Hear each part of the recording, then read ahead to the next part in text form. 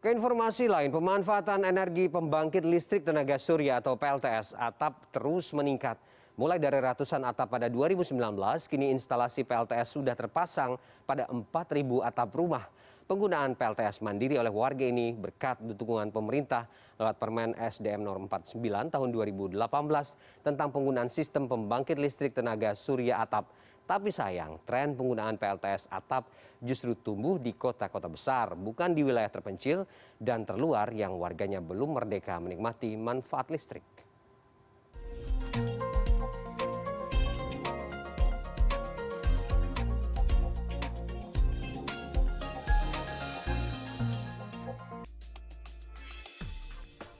Adi Suroto, pemuda di Kabupaten Gunung Kidul, Daerah Istimewa Yogyakarta, menggunakan energi panel surya untuk memenuhi kebutuhan listrik sehari-hari di rumahnya.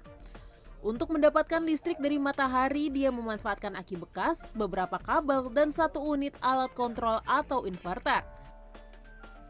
Untuk di rumahnya ini, Adi menggunakan 4 panel surya yang berukuran 1 meter x 60 cm yang mampu menghasilkan tenaga 100 watt listrik. Sebagian warga yang ikut memakai panel surya ini pun mengaku terbantu dan lebih efisien. Di rumah saya untuk pemasangan panel surya totalnya 2.200 watt. Untuk pemasangan panel kurang lebih sekitar 2,5 juta. Untuk pemanfaatan panel surya saya di rumah ini digunakan lampu, itu yang utama. Yang kedua, kulkas tidak pernah mati. Akuarium, sanyo, magicom, semua memakai panel surya. Untuk penghematan saya per bulan kurang lebih 400 sampai 500 ribu. Pengalaman serupa juga dialami Wisnu Nugroho, warga yang tinggal di Tangerang Selatan ini baru 6 bulan menggunakan panel surya. Kapasitas produksi panel surya yang digunakan Wisnu mencapai 3.720 watt. Meski di awal harus merogoh kocek cukup besar untuk install, PLTS atap miliknya sanggup memenuhi kebutuhan listrik rumahnya. Tak hanya untuk penerangan, tapi juga untuk penggunaan televisi dan peralatan elektronik lainnya. Bagi Wisnu, menggunakan panel surya tidak hanya menghemat biaya listrik bulanan, namun juga mampu memberikan keuntungan. Sebagai gambaran ya, sebelum saya pakai panel, biaya listrik saya sebulan rata-rata 2 juta. Ketika saya pakai panel, ini sudah 6 bulan, jadi memang datanya proven ya. Itu 60% dari tagihan saya itu berkurang, artinya kurang dari 1 juta. Dengan memasang PLTS, Wisnu juga bisa mengekspor listrik ke jaringan PLN. Saya nggak ada yang saya exclude, semua aliran listrik di sini bisa pakai energi yang saya produksi. Karena ini modelnya yang ekspor import, jadi on grid, jadi kita produksi hari itu, langsung dipakai pada hari itu juga atau siang hari itu. Kalau kelebihan bisa diekspor atau istilahnya dijual ke PLN atau nitip di PLN. Adi dan Wisnu hanya 2 kisah dari 4.000 pengguna PLTS di Indonesia. Kementerian ESDM mencatat pemasangan PLTS atap tumbuh secara signifikan setelah diterbitkan Permen ESDM Nomor 49 Tahun 2018, yang kemudian direvisi lewat Permen ESDM Nomor 13 dan 16 Tahun 2019. Melihat data dari Kementerian ESDM, hingga Juni sudah ada 3.919 pengguna PLTS atap. Tapi di Indonesia, PLTS atap lebih banyak digunakan di Pulau Jawa yang saat ini produksi listriknya tengah oversupply. Di DKI Jakarta saat ini terdapat 1.156 pengguna PLTS atap. Sedangkan di Banten ada 2.034 pengguna dan Jawa Barat sebanyak 880 pengguna. Sementara berdasarkan sektornya, PLTS atap banyak digunakan oleh sektor rumah tangga, 3.208 unit. Nah, kenapa kok adanya di kota-kota besar? Ya karena yang memasang ini kan tadi rumah tangga yang sudah berlistrik. Dan yang berlistriknya itu kapasitasnya yang relatif lebih tinggi ya. Hampir tidak ada rumah tangga yang memasang atau tidak ada barangkali rumah tangga yang memasang yang untuk golongan pelanggan 450 atau 900. Ini untuk golongan pelanggan yang lebih tinggi. Karena konsumen itu kalau masang pasti kan ada hitung-hitungan ya. nanti berapa tahun bisa balik modalnya gitu, berapa bisa menghemat biaya listriknya. Menurut Dadan, pemasangan PLTS atap justru minim di remote area yang warganya selama ini belum merdeka menikmati manfaat listrik. Hal itu diakui Direktur Eksekutif Masyarakat Energi Terbarukan Indonesia atau METI, Paul Butar-Butar. Di Kalimantan Timur ada daerah yang tidak terlistriki. Daerah seperti ini perlu didorong untuk memanfaatkan membangun PLTS komunal. Dan ada yang disampaikan teman yang dari Kalimantan Timur mengatakan bahkan desanya itu selama ini dia pakai diesel, tapi karena memang dia jauh dari katakanlah perkotaan, walaupun jumlah penduduknya ada 1.000 rumah tangga, jadi setiap kali ada masalah dengan diesel genset, ya mereka nggak punya lampu, gitu loh. Jadi itu mahal bagi mereka. Jadi ya mau tidak mau masyarakat yang berkumpul, yang komunal seperti itu memang perlu didorong untuk bisa membangun PLTS atap karena itu karena jumlahnya lumayan banyak gitu ya. Jadi biaya investasinya per penduduk itu jadi lebih murah.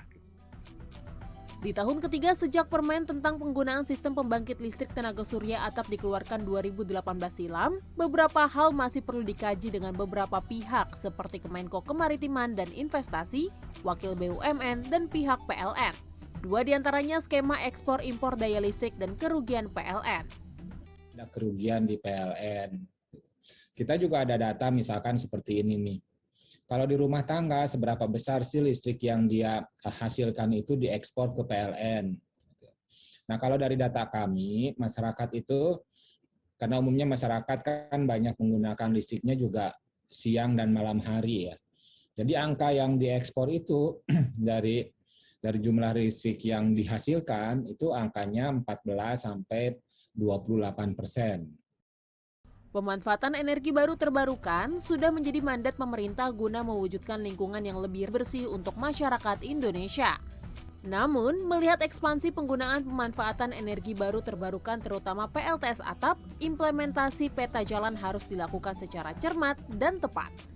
Sedianya, pemanfaatan PLTS atap tak hanya menguntungkan sekelompok masyarakat yang mampu, tapi juga menguntungkan masyarakat yang selama ini belum menikmati energi listrik di tanah air.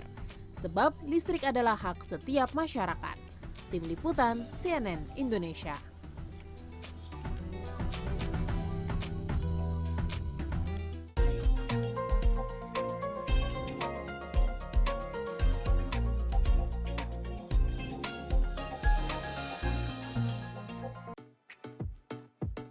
Semenjak Kementerian ESDM mengeluarkan Peraturan Menteri Nomor 49 Tahun 2018 tentang pembangkit listrik tenaga surya atap, panel listrik tenaga surya semakin banyak digemari masyarakat.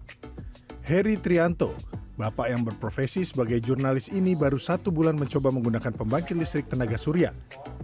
Meskipun baru, Heri sudah merasakan manfaatnya. Penggunaan listrik menjadi lebih hemat. Sistem kelistrikan di rumahnya menggunakan sistem on-grid, yaitu sistem panel tenaga surya yang terhubung dengan sistem PLN, sehingga Heri bisa tahu seberapa hemat menggunakan listrik. Heri berinvestasi sekitar 50 juta rupiah untuk memasang panel surya bagi rumahnya yang dipasangi listrik 4.400 volt ampere. Hemat benernya saya membuktikan nanti di tagihan bulan depan gitu. Tapi ini 10 hari karena saya sudah pakai meternya Eksim ya, ekspor impor dari PLN, itu saya ketahuan berapa sehari saya ekspor. Gitu. Rata-rata sih produksi ini karena ini juga mendung ya 10 hari terakhir ini rata-rata produksi adalah 13 sampai 15 kWh gitu. Ya kira-kira segitulah. Kalau 1 kWh-nya 1475 ya tinggal kalikan aja kira-kira gitu. Nanti berapa persisnya tentu di akhir bulan nanti tagihannya akan kelihatan. Ya kalau dari simulasinya sih antara 50 sampai 60% sih dengan yang kapasitas terpasang saya ya. Ya tergantung semuanya juga pola konsumsi segala macam. Pembangkit listrik tenaga surya ini memang mampu menghemat listrik, tetapi biaya untuk pemasangannya tidaklah murah. Tergantung merek, barangnya, dan energi matahari yang bisa dipanen. Kisaran harga pembangkit listrik tenaga surya rumahan ini berkisar di 13 juta hingga ratusan juta rupiah. Meskipun panel surya ini dapat menghemat biaya tagihan listrik, panel surya ini juga bukan tanpa kelemahan. Produksi panel tata surya ini sangat bergantung pada sinar matahari, sehingga bila sedang musim hujan, produksi panel listrik tata surya ini juga tidak bisa maksimal. Kelebihannya di sini itu adalah dia jelas listriknya lebih bersih, kemudian lebih ramah lingkungan, mengurangi emisi, mencegah perubahan iklim, itu adalah kelebihannya. Kekurangan daripada solar rooftop ini, maka tentu saja pertama kali adalah masalah pemeliharaan. Masalah pemeliharaan artinya orangnya harus telaten untuk membersihkan panelnya ya dari debu, karena begitu itu tertutup debu, maka akan berkurang daya tangkap listriknya. Dengan semakin meningkatnya pemakai panel tata surya di Indonesia, kita berharap Indonesia dapat membantu dunia untuk mengurangi emisi dan menjaga perubahan iklim, sehingga Indonesia khususnya dan dunia umumnya memiliki lingkungan yang lebih baik. Randy Putrama, Robin Kitt, Jakarta.